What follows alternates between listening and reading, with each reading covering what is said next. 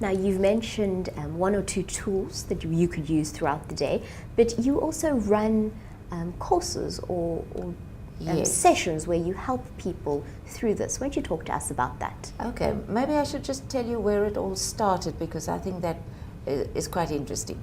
About 23 years ago, I had about 10 kilograms overweight, and I asked a few of my friends whether they wouldn't want to join me for like a group session once a week, and we just talk about it and weigh each other and that kind of thing.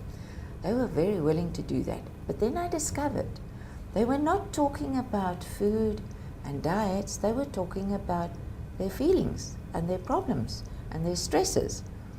And then I realized, but that is actually why people overeat. Most people, not all people, but most people, is because they are not coping with whatever's going on in their lives. So then I started reading everything I could find about binging.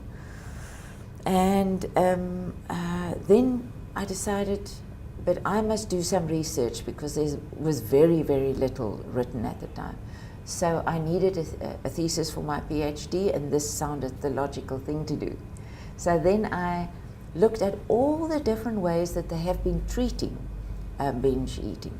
Mindful eating wasn't on this sheet yet then. It was medication, cognitive behavior therapy, all kinds of things, which I all combined in my program. But it somehow just, there was something missing.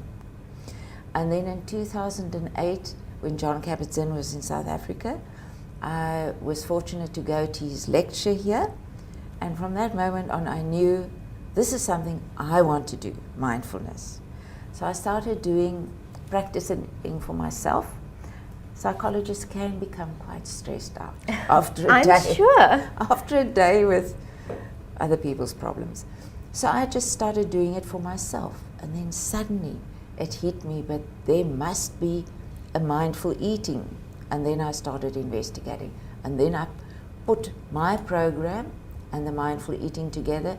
And the mindful eating just became bigger and bigger, and my stuff just less and less. Yeah. So tell us about your program. So, well, it's at the moment I see individual clients, and I also have twice a year I do a one-day workshop where I introduce people to this whole approach of not dieting, accepting their bodies, and just looking at their lives, their feelings, their bodies.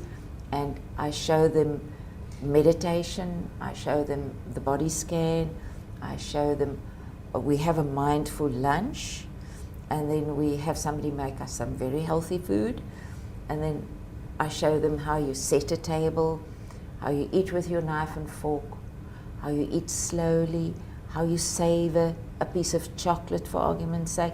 If you want a piece of chocolate, you buy the best chocolate you can find. And all those little things I incorporate. And then I tell them that we eat for energy. We don't eat to feel better or to relax. And then slowly but surely they start looking at their mindless eating. And yeah, it's a little difficult to explain because it's very experiential.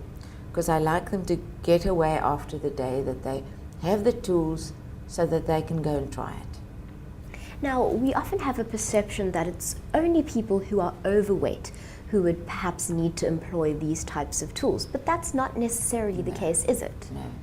No, because anybody with disordered eating, people with anorexia, because they also binge, and then they stop eating for a long time.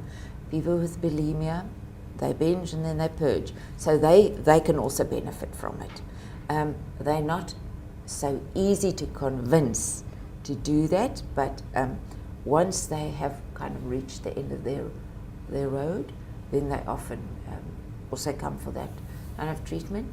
And I believe that anybody without an eating problem can just enhance their whole concept of eating, because eating is one of the great pleasures of life, so that you can go and experiment with some new things, try things and taste things and say, you know, I actually don't like rice because it doesn't taste like anything.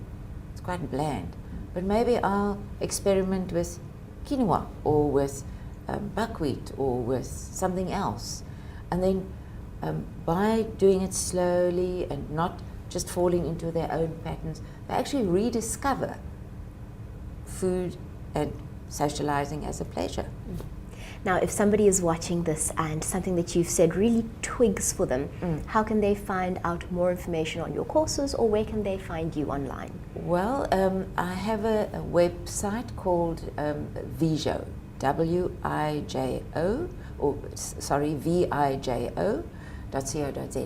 And then they can see some of the mindfulness courses and the mindful eating on there. And there's also a number to contact me.